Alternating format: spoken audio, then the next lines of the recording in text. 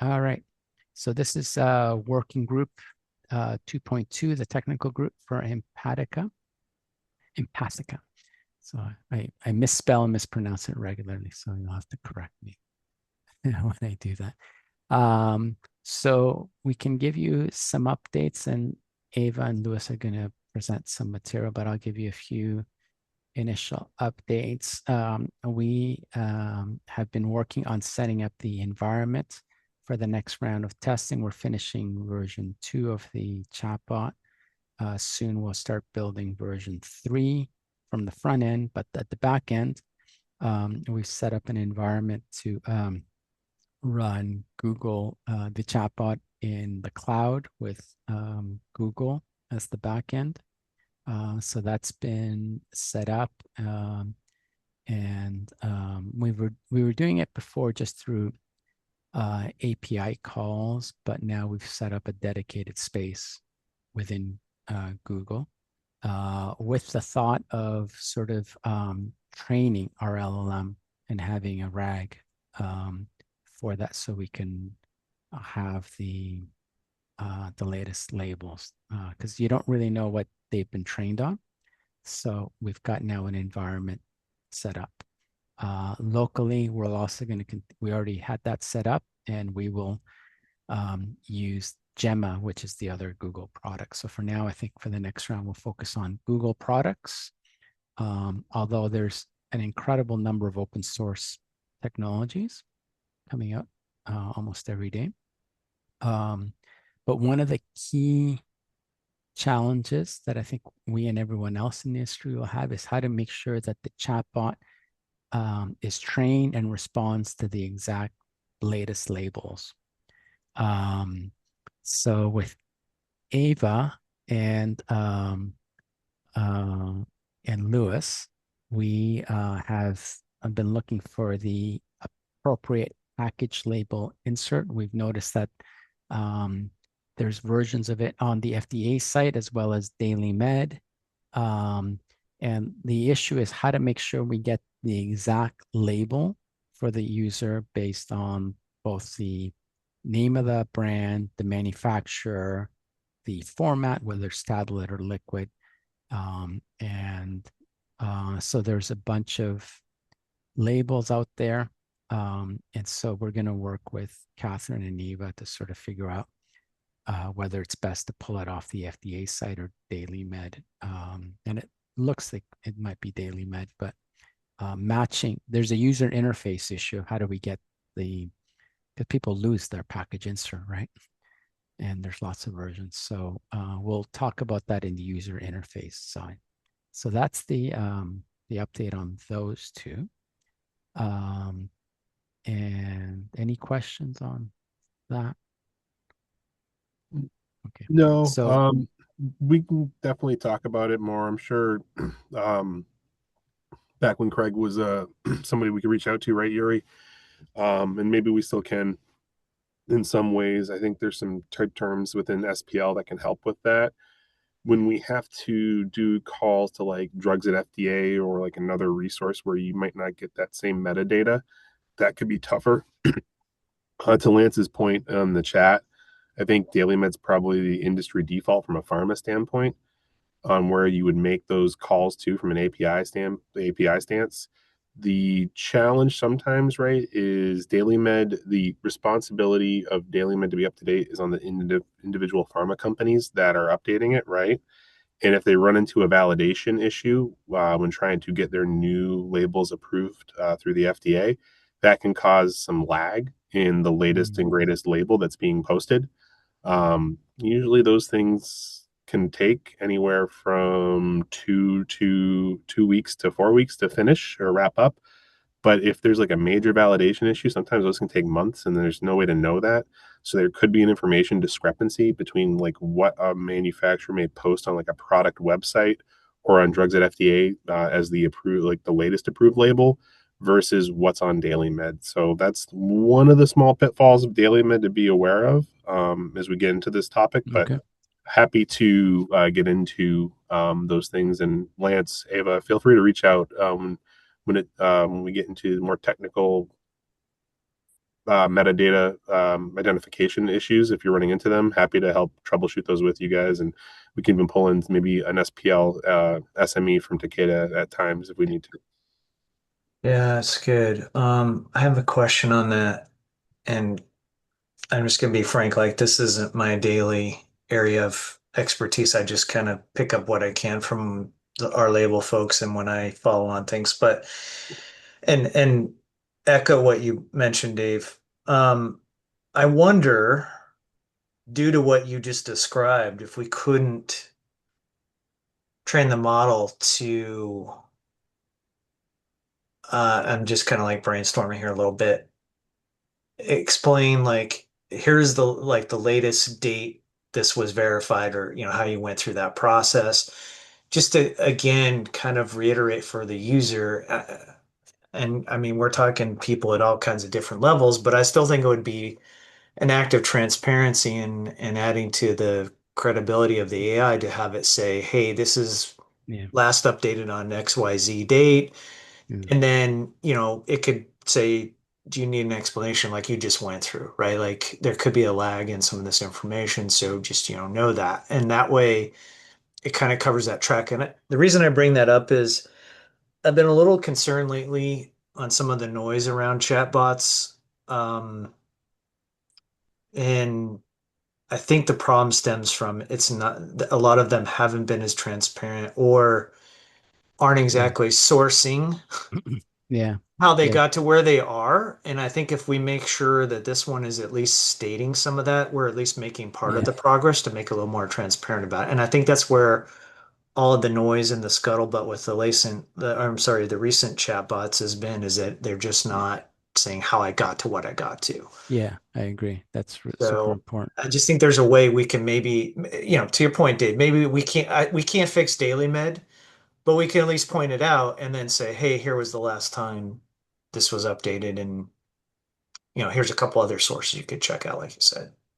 I mean, I agree with you, Lance. That's good transparency, best practice, and I definitely I think you've heard me get on the talking points about certain legalese that we'll have to think about to make sure that not just legalese, but just being good information stewards to make sure that people know what version that they're talking to of a certain product label, Yeah. and then maybe even then maybe there's even I don't know how hard this will be to build from a technology standpoint, Lewis, but maybe there's a chance to look at DailyMed, maybe look the same product up on drugs at FDA to say, oh, by the way, while you're chatting with the DailyMed version of the label through our interface, I do notice that there is a more up-to-date version of the label published.drugsatfda.com, and here's the link. Yeah. And right, and maybe we don't chat with that because it's going to be PDF as an inherent format, and that might be tougher to get some of the data extracted from the like compared to an XML for accuracy reasons. I don't know. But we can think about what that means or what type of processing we would have to do. But if we know that there's two main centralized databases to look at, I'm sure we could come up with some type of logic paradigm that gets us to see if there's a more Yeah. current label published somewhere else too. Yeah, that's a great idea too, because even if we can't do it, we can at least point to it and get them there, right? It's the speed of the information and hey, I can't provide this for you, but I can at least get you to the place where you can figure it out or go look it up on your own. I love that. Yep. So I need to step out a second, but the next item of the agenda, Ava is going to present. She's going to give an update on the recruitment and some of the analysis of the data. And then we'll be working on the AMIA paper this week. So Ava, I'll turn it over to you. I'll be back in about a minute or two. Okay? Sure. All right. Okay, so basically what I've been working on is continuing with recruitment, having the chatbot appointments and getting some more data on that. I think I presented this a few meetings back. It was some sort of data showing their health literacy levels, their education levels, and things like that, and us trying to have like a more diverse patient population. Because right now we're finding that a lot of the participants that are taking part in the chatbot study um, have like a higher level of education and have higher scores on health literacy. And so we want to see how people would fare if they have lower education levels, lower health literacy levels, and see if it's still useful for them. So that's what we've been looking at, seeing if there is any way we can adjust recruitment to help with recruiting people from other sorts of populations.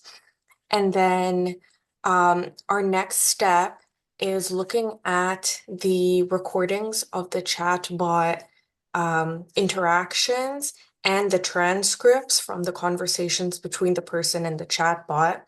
And basically what we want to do is conduct some sort of like thematic analysis and see, okay, what are the emerging themes for user experience and just anything that is brought up by the participant. So this data will be taken from when we have the chatbot sessions, we tell the participants that while they're using the chatbot, they can like think aloud, they can make comments on how they feel about the chatbot, if they need any help, or if there's anything they like and they don't like.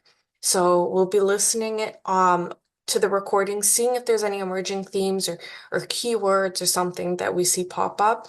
And then also going through the chatbot transcripts and seeing were there instances where the chatbot was maybe using jargon or wasn't able to like properly simplify some terms where the participant had to say, oh, can you like explain that better? Or, I don't understand. Can you repeat that?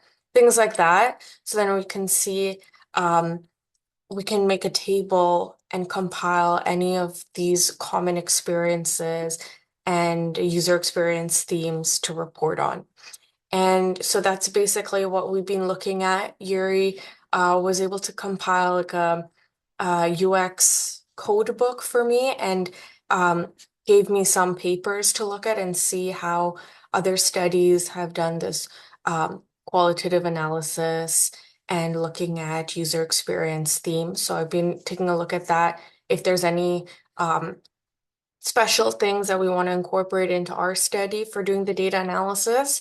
And then just going through the recordings is just going to be the thing that's going to take a long time because we have to go through the session recording and the transcript.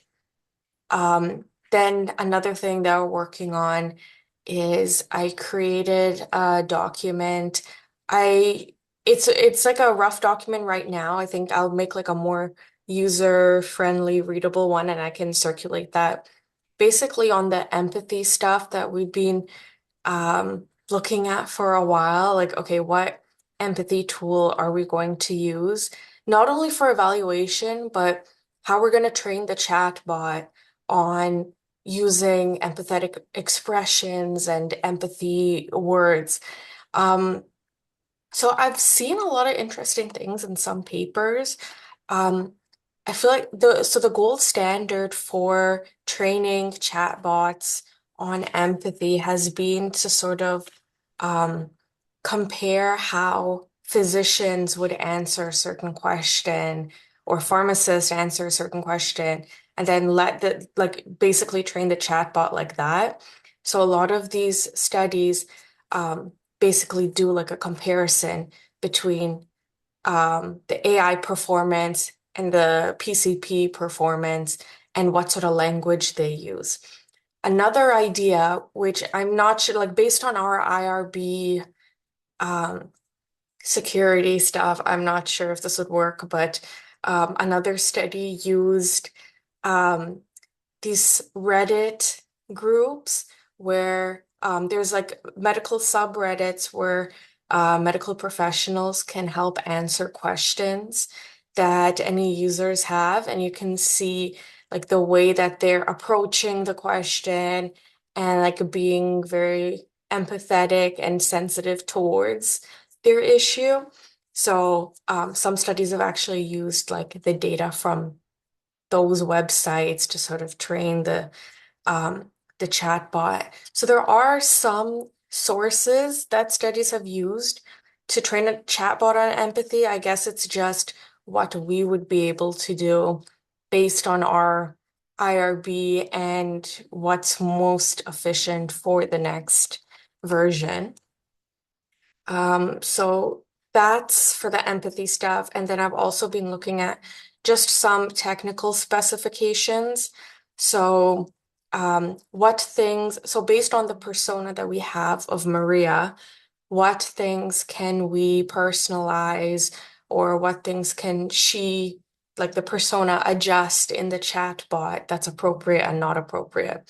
So things like the chat bot is able to support bilingual conversations because it says that she speaks English and Spanish, but the chatbot shouldn't use like the personal experiences she has and sort of say like, oh, I experience it too. Like, oh yeah, I remember, back home we used to do this too. Like, not that sort of stuff.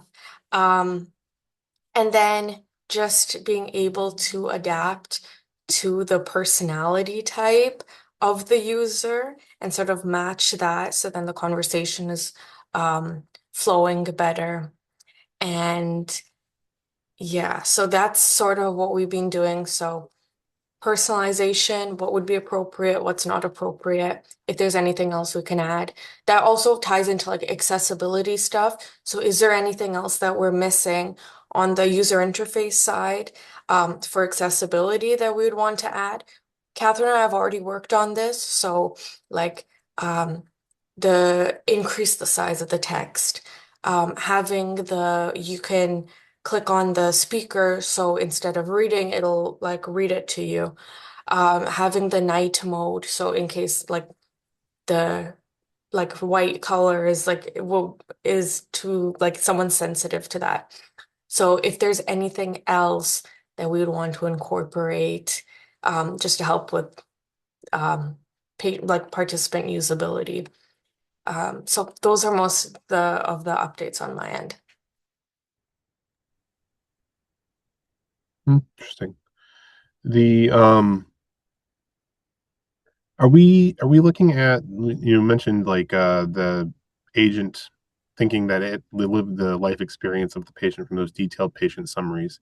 Have we done any, are we moving towards testing on the more streamlined summary of the summary, like that concept where it was trying to mirror it more towards the IPS URI to see if we Yeah. can really Yeah. format these personas in a different way that's Yeah. be So more this, ingestible?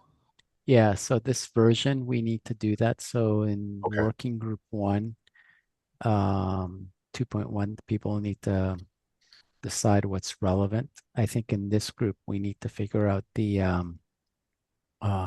how we're going to encode that in terms of fields. I've come to the conclusion the IPS is just too brief. I mean, Yeah. it's clinically oriented. So I think we need to, there is a version of the abbreviated version that we uploaded online for discussion. So I think for this next round, both this working group, the technical group, and the user experience should look at that summary version, which has more structured fields for how to represent that. And ultimately, I think this will get pulled from two places. One, it'll get pulled from the medical record for the clinical part, and then the AI systems. If we want to chain discussions between sessions for the Yeah. same patient, we need to have a place in our database where we update that patient summary. So at the end of a discussion, like a dialogue session, it should probably go back to the RAG vector space library and update the profile of that patient so that the next time you go to have a discussion with that patient, it uploads that summary. So I think that'll be a really key piece. IPS really was never designed for a sort of AI and longitudinal representation, right? So I think Right. We go back to that, right? Because we're just looking for a structure. All right. And Yeah, I don't yeah, think it necessarily has to be IPS. We can take yeah, like you mentioned, best practice from IPS or yeah, EHRs yeah, and figure out what do we think the persona structured content yeah, or structured layout should be to, yeah, you said relevant versus not relevant, but maybe there needs to be a joint um, conversation between 2.1 and 2.2 to try to figure out how do we translate these yeah, really awesome personas into something that's a structure that's more akin yeah, to like an SPL for the persona. yeah. So I think we need to do that mapping exercise. So probably we should set up maybe just a joint meeting between the two groups, or anyone that wants to join to sort of look Hmm. at what could go in there. And so like things like patient preferences, right? I mean, I haven't seen this out there, a data model for that, but it's basically in my long past, there used to be a whole area in a previous version of an AI hype cycle in the 80s called user modeling. And in the 80s, there was a lot of work in cognitive science on user modeling for because I used to work on dialoguing systems in my PhD. So there is a body of work from cognitive scientists on what should be represented. And I think that would be an important part because I don't know if you've ever seen the AI models. Every once in a while, when your session gets too long, it says, I'm compressing stuff. What it's doing, it's coming up with a summary of that so it can, you know, save it off memory and then retrieve it later when it needs to.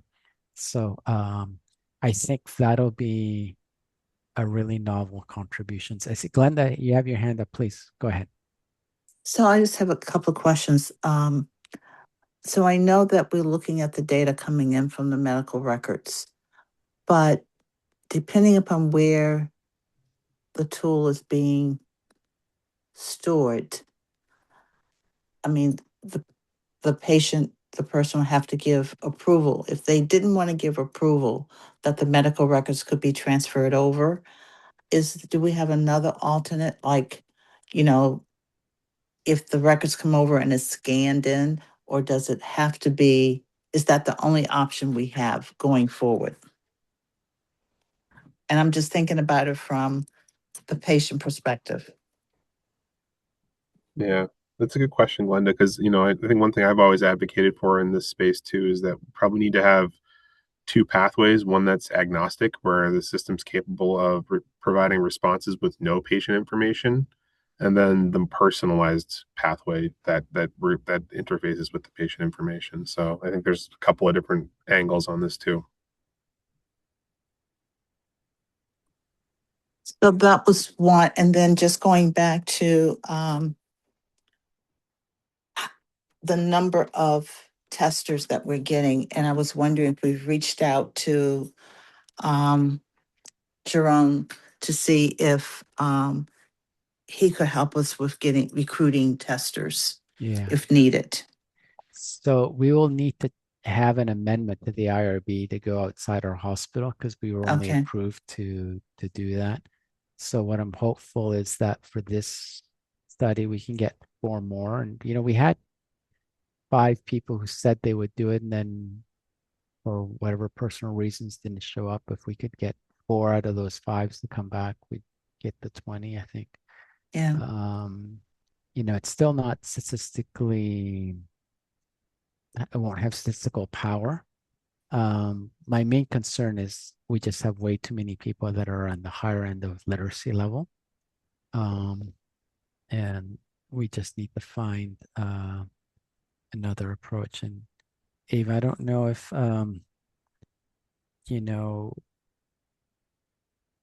trying to see if we could work with we have a clinic out in Chelsea, which is near the airport. It has a higher Hispanic population, and not just Hispanics, but other ethnicities as well. And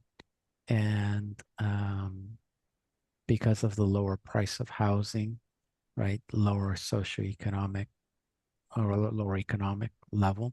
Now, unfortunately, the prices of those homes have starting to shoot up as people buy them and turn them over. So there's gentrification. So, you know, how to find low literacy populations is not easy. I don't know, maybe social workers. I know you're going to talk to a few people.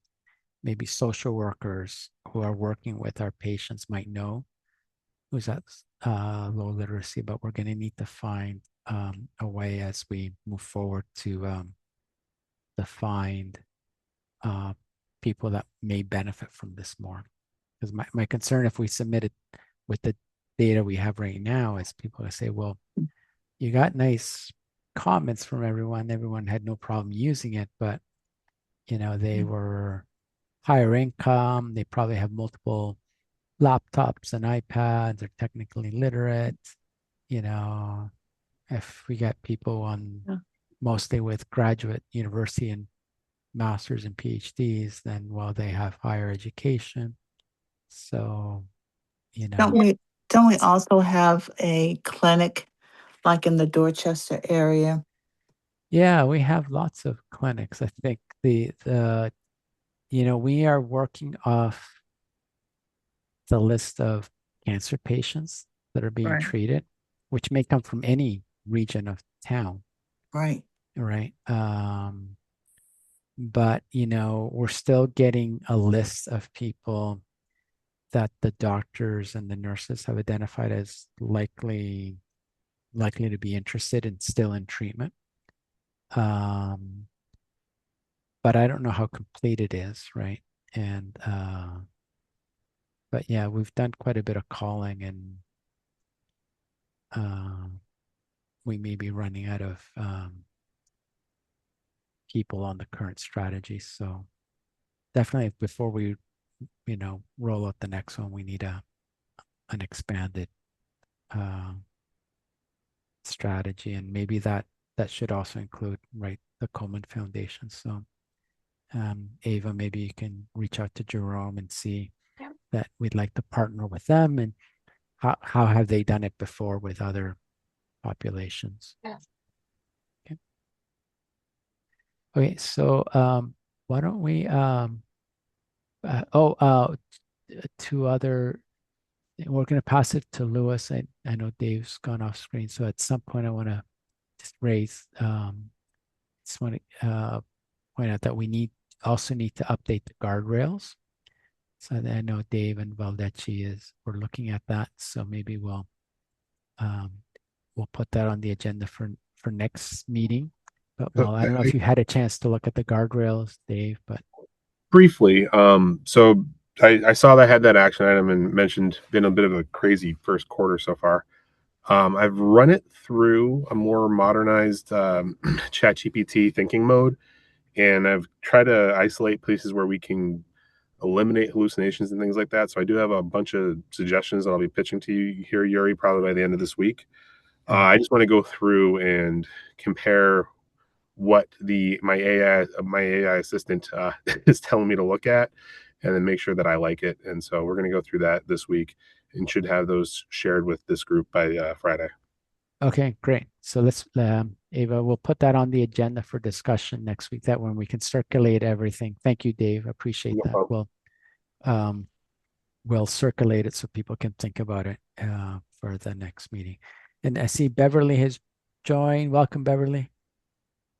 Hi, thank you. Great. Sorry, I had a discrepancy in the beginning of the meeting, so just catching up. No problem. So I want to follow up. We had talked about possibly using some material from Clear AI to train our chatbot for the next iteration. Have you had a chance to talk to the Clear AI people to see whether material could be made publicly available for us for this next round of testing to ingest that and use it as training material for the LLM? Yeah, I did reach in, Yuri. I heard back from one person who sent me to one more, so I will follow up on that and make sure I've got the answer. I'll email it out to you. Okay, great. So if you could email both Ava and I, and so we can close the loop on that, because I think we'll want to start training this in about 2 or so weeks. Okay. And that's probably a good segue to our beloved representative of the DCA network in Europe, but always welcome to come visit us, and hopefully he'll come be with us at our next conference in June if time permits. But thanks, Louis, for staying with the group. And I don't know, maybe you want to update them on your progress from school and work, your status. So congrats on that. And then you can tell us about the technical stuff. But why don't you give the group maybe an update on things that are happening on your side? Yeah, of course, of course. Thank you, Yuri. Yeah, things are busy here. I'm finishing off my bachelor at the moment. I just started working as a working student at EY, but in health consulting. So it's like health tech consulting. So it's kind of still in the same direction. So that's been, yeah, the last couple of months. But meanwhile, I've also been working with Catherine, kind of still working on kind of going into like the solution architecture for the chatbot, very much looking at like how could the backend realistically look like, also realistically function in a safe manner in which we have the observability and can clearly like define where what answers are coming from. And I'll present a couple slides on that. Can everyone see my screen? Yes. Yeah. Perfect. Okay. Oh, can I move? Yes. Let me just quickly move to the side. Yes, perfect. Okay, so I'll just give like a little agenda of kind of what I'll go into. A little bit of context of where we're at the moment with the backend, what the problems are. Then we'll look at kind of where we want to go. Potential solution architecture, which would fit into any environment, so either like the Google environment or an Azure environment, or also in a fully self-built environment. And then kind of an implementation roadmap of what we could be looking at for the next couple months. So first of all, kind of where are we currently with the chatbot from the backend perspective and what's kind of the problem. So currently the chatbot is based on one prompt design. And this is really now showing to be a problem as the complexity of the chatbot grows, whereas the persona is becoming bigger, where there's wanting to add more data for like the medication labels, etc. And what we really want to do is be able to adjust for this complexity, to be able to have the chatbot basically also scale, of course, to different patients. And the goal, of course, is also to improve reliability and safety at scale. So when we really look at what we have at the moment, we see we have like one large prompt design where we basically have one prompt which holds everything from instructions to guardrails to domain knowledge to the drug informations and context. And why is this really showing to be a bit of a problem? Is basically the larger it becomes, the harder it is for us to add stuff in with it still being in the context window. The more it's harder to exactly say why it's answering what it is answering. And of course, it's being a non-deterministic algorithms. We can also not say it will always be the same answer. So especially when we put a lot of information in, the answers have a high variability. There's an increased hallucination chance. And it's really hard to exactly say like, okay, the answers are now coming from the patient context or from drug information we're giving or from scientific evidence we're giving. So what we kind of want to really highlight with this one kind of prompt approach at the moment, it's really hard for us to really justify where the answers are coming from and the variability in the answers. So of course, we're looking at kind of a solution to this. And the solution we're kind of looking at is to move basically from a one prompt design to a data first architecture, where we really first look at what data do we need, bring this data together, and then based on this data, basically start the answer of the chatbot. And then on that, the guardrails, etc., will be built on.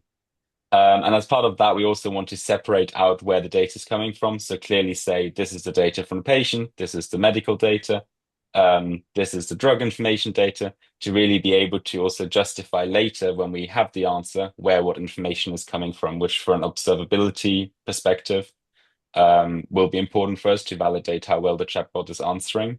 And it also, as it allows us at that point then to kind of justify why the answers are, from where the answers are coming. And I think that's also important when we're talking about like the drug labels, if they're outdated or so. This is exactly where we can later also see if an answer is wrong, why was it wrong? Exactly. And then target kind of capabilities we're looking at is very much that we can retrieve the correct drug information, the correct patient context, and that we can ground the answers based on medical literature. And I also would like to here quickly highlight kind of the reason why we're looking more into kind of a RAG implementation for these steps rather than fine tuning. Very much from the basis that if we fine-tune a model, it's still very difficult to clearly and evidently say why an answer is what an answer is. Whereas if we only give the information we want to the chatbot, we can, to some degree more, justify what the answer might be. Not saying that fine-tuning, of course, should be completely not neglected or so, but just that the priority in what we kind of looked at, Catherine and me now, should be first kind of on a data-first architecture, and then later on, when that is at the core basically functioning, then we start prioritizing on fine-tuning a model, which can then add value. And now anyone has any questions, of course, please jump in. But basically, the overall high-level architecture of the chatbot would look something like this. At the highest level, we have the user experience, which is the patient, like the chatbot, with like the web application. So that's what Catherine has already built, and I think most of us have at some point used. Then we have the orchestrator, which will, in this case, be kind of a form of an agent, which will be connected to LM, so it will be a large language model which we can interact with. But its job will not only be to just give the output, but it will be to interact with the different components of the larger system, which can include, for example, the clinical knowledge, which might be the medication library. So basically a RAG implementation which fetches the specific drug labels, which is needed for an answer. It might be guidelines which are needed for a specific answer, or curated evidence, which could be from literature for a specific topic. So in this case, the orchestrator will only go and fetch the precise things which are needed.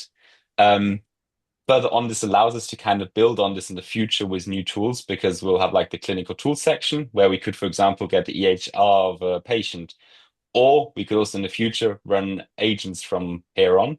So if you have an agent who, for example, wants to monitor literacy level, you could call an agent from here. So this also really allows for future scalability from this point. And then probably the most important part of this architecture is the safety and policy controls, which will continuously be running and will be called at the end of every like query by the orchestrator, which basically once runs through the answer and checks that it is compliant, it fits to our guardrails, and ensures that the answers we give fit to what we are wanting to aim for. And then, of course, this is all connected to the foundational models, which can, in this case, be any LLM. So it's not defined to have to be a ChatGPT model or a Gemini, but we can interchange these as well. And on that lowest level, so the foundational models, there we can also then fine-tune these models. But even when they are fine-tuned, still the main emphasis should be on this data-first architecture, where we take the data from the clinical knowledge, from the clinical tools, and we use this to answer the data. And this also allows us to only have the orchestrator basically work on smaller prompts, because it will fetch its own data and will not be dependent on making its own decisions based on a large prompt as we have at the moment. So if anyone has any questions, feel free to kind of jump in as well. I know it's maybe, I don't know if it's a bit complex to understand. Melissa, it's Beverly. Yes, I do have go a for question. So one of the things I'm thinking, I think this is great, like to have this view of the architecture. I'm wondering if something we could consider, because as we think about particularly the medication information, right? So these kind of product information. Yes. One of the challenges is that the product information, you want to get it closest to the source as possible, plus in a structured way. So that's where we're looking at, do we do that on FHIR? So at least we get the structure with the API on FHIR. And then I think one of the things is to maybe include APIs in that clinical knowledge section as well, because if there's APIs pulling from like pharmaceuticals, for example, as a source of that API on FHIR data. And then also I would suggest an API to perhaps some ontologies as well, because it's through that structure that we're going to be able to get more accuracy as well. So just thinking, those would be a couple good adds in that clinical knowledge box as well.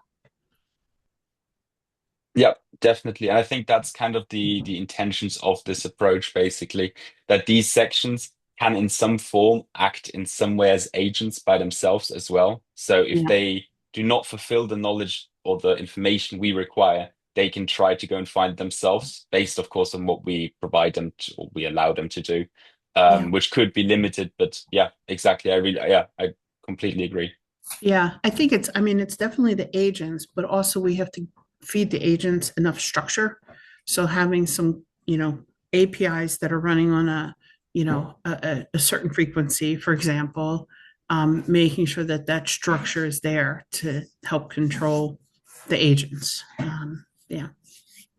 Yeah, no, I think that's definitely the right approach. Exactly. I'll kind of jump on a little bit. Wait, there, Glenn. I think Yes. Glenda. Oh, Glenda, sorry, I did not. Glenda, do you still have a question? Do you want to ask? So I like the structure. Thank you, Louis, for this. But as I was listening to you go through it, and our focus is on medication adherence. So I'm thinking, who are our target audience for using the tool? And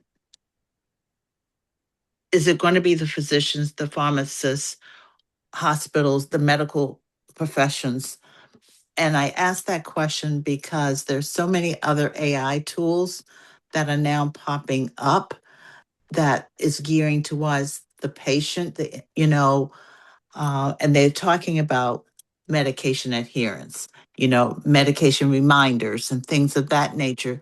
So it's just being clear, I think, in trying to identify who we're targeting for the use of this, where we feel is going to have the most value. And I think, as a patient, yeah, everything's, should provide value to me. But if it's connected to the medical system, the healthcare, closer than just saying, it's going to be downloading the information, then there may be a level of trust to that.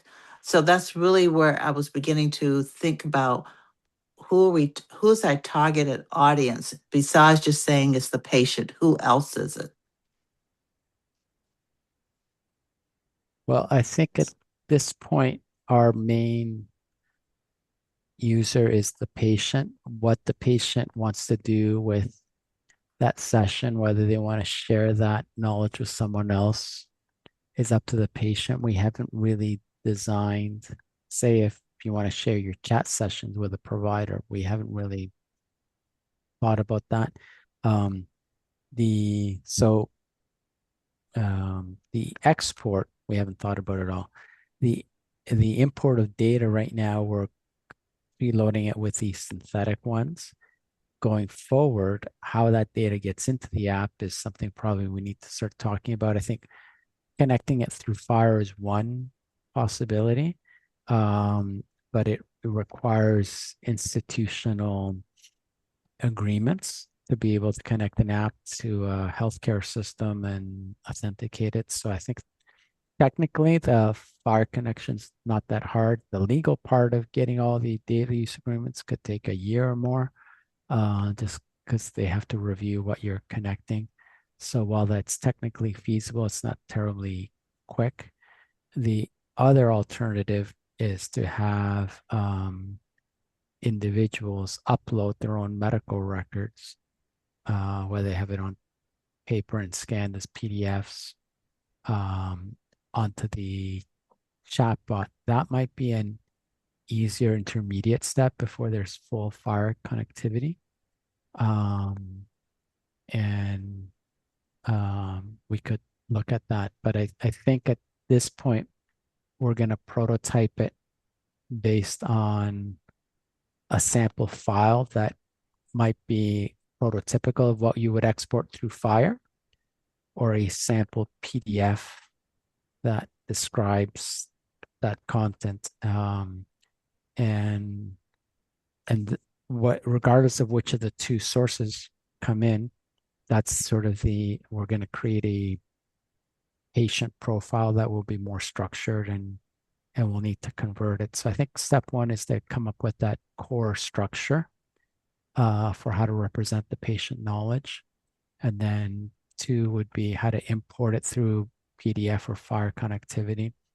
and third would be the external sharing. But I think there's probably a whole project that we could do on how patients want to use the chatbot and in terms of connecting to both external systems or sharing that chatbot experience with a healthcare provider, or even sharing, like, say, if you want to move from one LLM to another, there's a way you can export all your chats from ChatGPT and import it to Claude and vice versa. There are ways to do that. So So all I of those guess, are possible, but the issues of technical security and trust have to be thought out carefully. but I think, Yuri, I'm just thinking about, and I'll just take the MG space, for example. There's been several within the past couple of months, several AI tools that have come to us, and they've taught in their suite of what they say they can do for the patient. They are also talking about medication adherence. So it's just, I'm coming back to the patient. How do we know which tool to use? Because everybody now is kind of coming to the patient. And So that's the reason why I was just raising it. I mean, I don't know if we can say because we're doing something to ensure the security or whatever, but everybody's saying that today. And I'm just trying to think about why would Empatha be better than something else somebody else is coming up? And it may be a registry and they're tagging medication adherence onto it Yeah. as well. Well, Can I think that's, go ahead. can I maybe say something to this? And I think this is maybe a real reason why this as a solution is maybe better for patients. We are not backed by like private equity or somewhere where we're going to sell the data. And most of these solutions are. So in my opinion, when this is a closed system with proper safety and it's not an open model which anyone can go and play around, the answers go into some future training. This is for patients. They can put their data in, they can answer, they can they can ask whatever they want, and it is kept secret. Whilst with a lot of the sold models, I would in no way trust them because they are, a lot of them even say they collect the data if you go through their usage agreements. And I think this is an advantage of a research outcome basically versus a commercial product. So, Louis, I think what you just said is good, and we need to capture that and communicate that. Because those are the type of things that I think will start to resonate with the patient and help them. So thank you for that. And we just need to start vocalizing that more. And I think as this architecture evolves and people are using it not just for medication adherence, but for symptom management, the tool could be licensed to different groups that want to use it for, say, long-term tracking of a patient. Say, if we want to do a long-term study of a certain condition, you could do a long-term study where the chatbot collects all those patient experiences and then creates a summary of those that could be used to understand symptom management at home to improve how dosages maybe could be monitored or how we educate patients on how to manage symptoms. So I think it could be done for any chronic condition.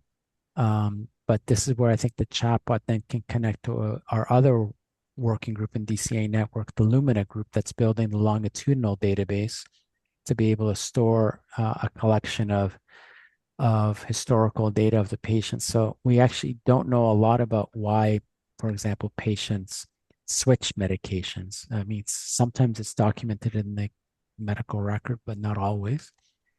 Some of it could be they didn't like a particular symptom or they couldn't manage it properly. So they switched to another one where that symptom is less frequent or not as severe. And so I think there's a gold mine of data that could be insightful for clinical practice if we collect it longitudinal. And I think if we can assure patients that only with their permission is anything being extracted, and we show them what's being extracted and they know where it's going and why it's going, and it's only going there with their consent, we could do this in a very sound way that builds trust. And if they know that data is going to a place where people are analyze it to improve the overall delivery of care with that class of medications, then I think could be helpful. So we're working, for example, with dementia, where there are a lot of potential symptoms with the latest medications. This could be used for cancer care, but it really could be used for any chronic disease.